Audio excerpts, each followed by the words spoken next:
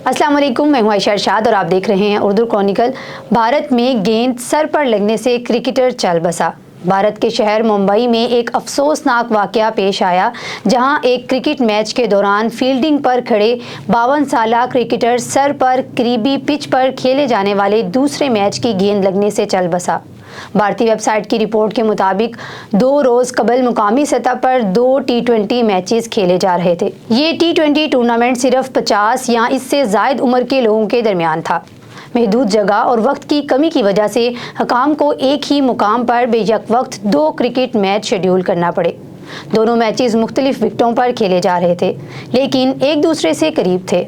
इस दौरान एक मैच में बल्लेबाज ने शॉट मारा तो गेंद दूसरी पिच पर चली गई, जो फील्डिंग करने वाले 52 साला खिलाड़ी जेशवाला के सर पर लगी, जिससे इनकी मौत वाक़या हो गई। गेंद मुखालिफ सिमत से आने की वजह से खिलाड़ी का ध्यान नहीं गया। कान के पीछे गेंद लगने से वो नीचे गिर गए और फिर इन्हें फौरी तौर पर अस्पताल ले जाया गया, लेकिन वो जाँबर ना हो सके। अगरचे ये पहला मौका नहीं जब कोई खिलाड़ी किसी दूसरे मैच से गेंद लगने पर जख्मी हुआ हो। अलबत्ता ये पहला अफसोसनाक वाकया है जहां इस तरह की चोट के नतीजे में किसी शख्स को जान से हाथ धोना पड़ा है। कानून नाफिज करने वाले इदारे ने वाक़े की रिपोर्ट दर्ज कर दी है, जहां पुलिस ने इस वाक़े को हादसा करार दे दिया है।